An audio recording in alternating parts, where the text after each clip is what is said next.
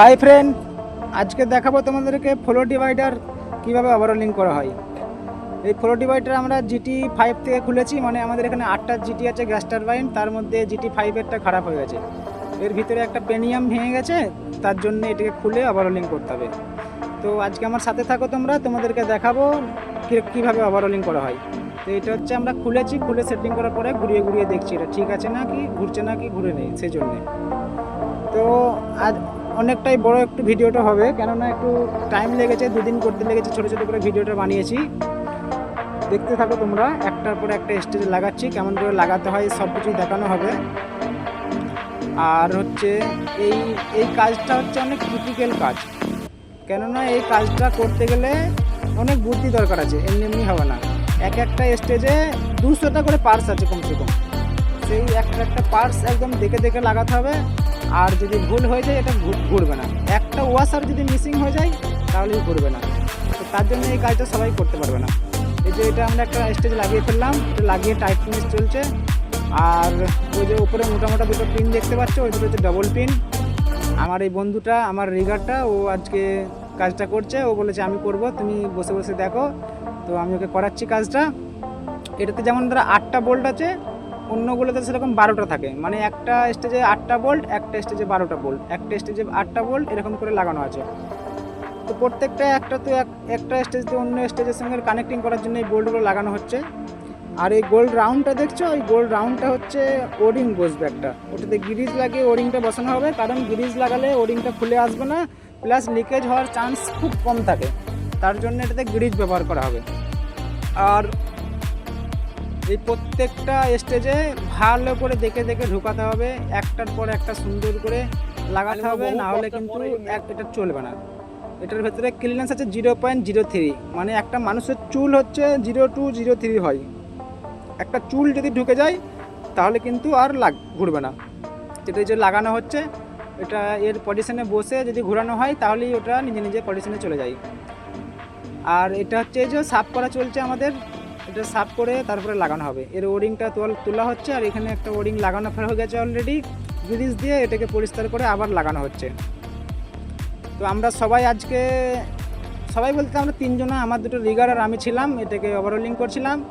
আর flow divider overhauling করতে একটু time লাগে, কেননা এর মধ্যে ছোটো ছোটো পার্টস থাকে। আর এই এই গিয়ারগুলোই একটা ভেঙে গেছিলো, একটা ভেঙে যাওয়ার জন্যে সেটাকে পাল্টে নতুন লাগানো হচ্ছে। আর ভেঙে যাওয়ার জন্য সেটা ঘুরছিল না ঘোরার কারণেতে এটা আটকে গেছিলো, আর চলেনি কো। আর আমাদের GT5টা হচ্ছে নতুন কমিশনিং করে এই চালু হচ্ছে, তো নতুন চালু হচ্ছে, আর মেশিনটা ডিভাইডার ফ্লো ডিভাইডার যদি না ঘুরে সাধারণত লাগবে না, মানে স্টার্ট হবে না।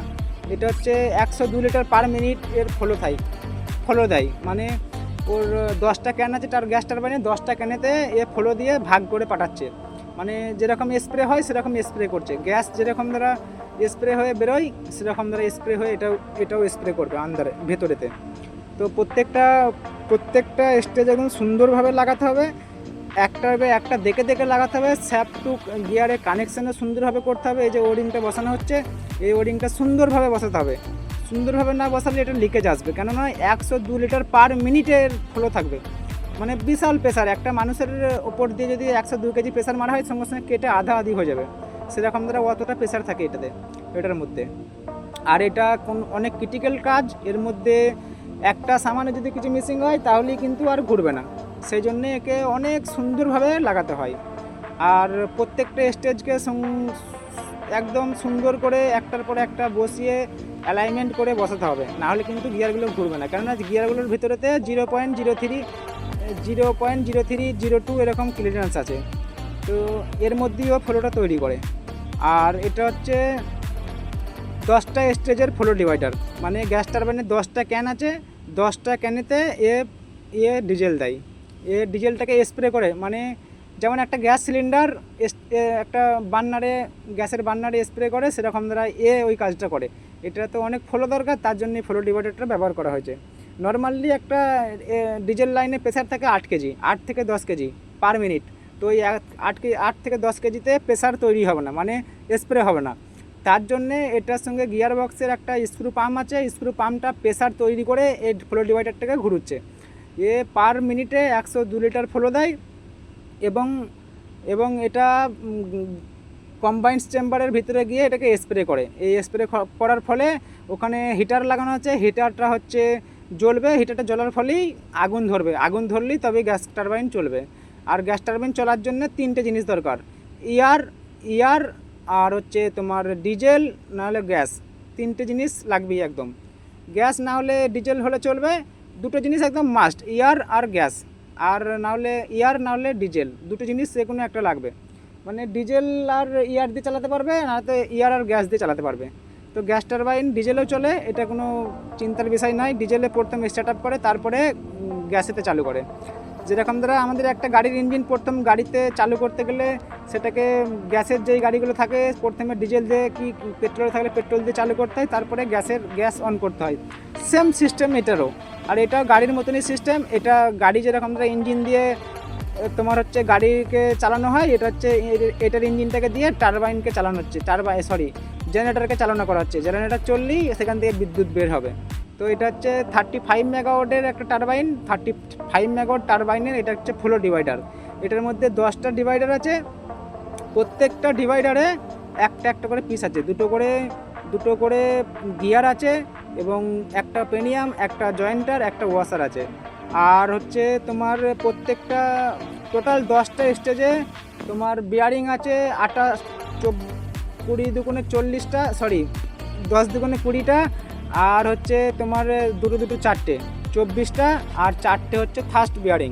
টোটাল 28টা বিয়ারিং আছে এটার মধ্যে। এই 10টা স্টেজে 28টা বিয়ারিং আছে। যারা মাল্টি স্টেজ পাম্প কাজ করেছো, গিয়ার পাম্প কাজ করে তারা বুঝতে পারবে।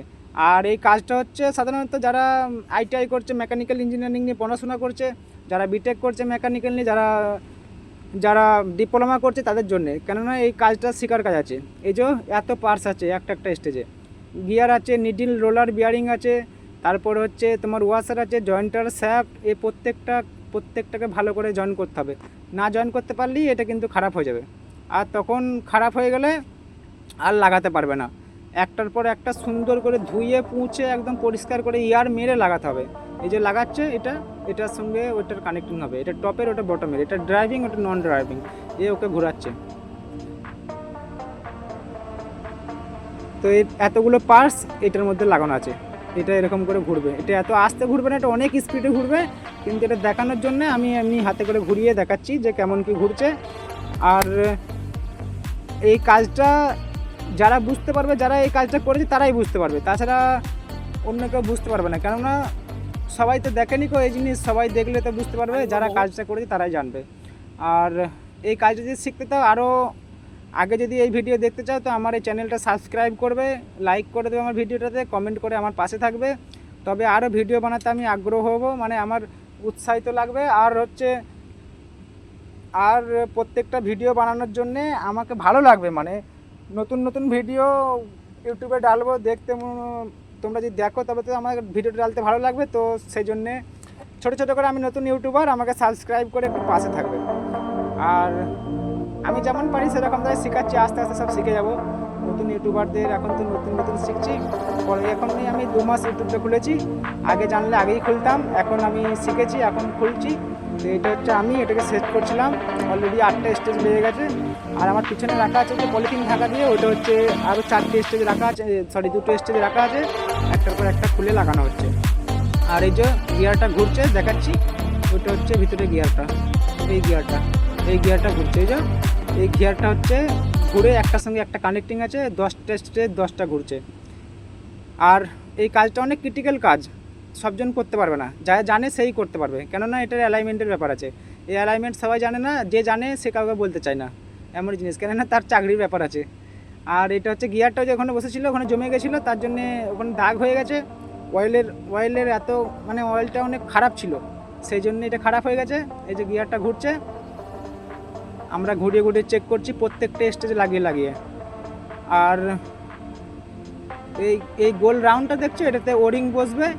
আর যেদিকে আমি দেখাচ্ছি যে গিয়ারটা ঘুরছে, ওটা সেকশন লাইন। আর এদিকে এই যে নজেল লাগানো আছে হোয়াইট কালারের, এই যে স্পুলটা লাগানো আছে, ওটা হচ্ছে ডিসচার্জ লাইন।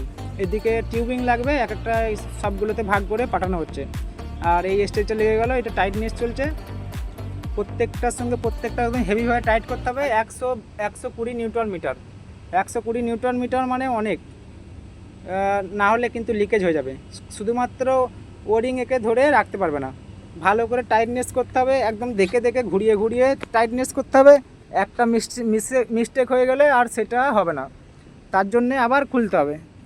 তার জন্য হেভি টাইট দরকার। হেভি টাইট করার জন্যে এই যে 8টা স্টেজ দেখতে পাচ্ছ, 8টা লাগানো হয়ে গেছে, আর 2টো বাকি আছে। 2টো লাগানো হয়ে গেলেই আমাদের কাজ কমপ্লিট। অলরেডি এই 4 দিন 4টে করেছি, এটা 5 নম্বরে পড়েছে। আর এটা হচ্ছে নতুন নয়, আর এর আগেও 5টা করেছি আমিই করেছি 5টা। আর এই পাম্পটা অনেকটাই ক্রিটিক্যাল পাম্প আছে, কারণ 10টা স্টেজের পাম্প মানে যে কেউ খুলে ঠিক করতে পারবে না, কারণ গুলিয়ে যাবে। তার অনেক অনেক পার্টস আছে, এক একটা পার্টস অনেক ক্রিটিক্যাল। আর এই যে ঘুরিয়ে দেখানো হচ্ছে, এটা ওখানে চালু করা হচ্ছে, ঘুরিয়েও দেখানো হচ্ছে, ফ্রি স্মুথলি ঘুরছে, এখন কোনো অসুবিধা নাই।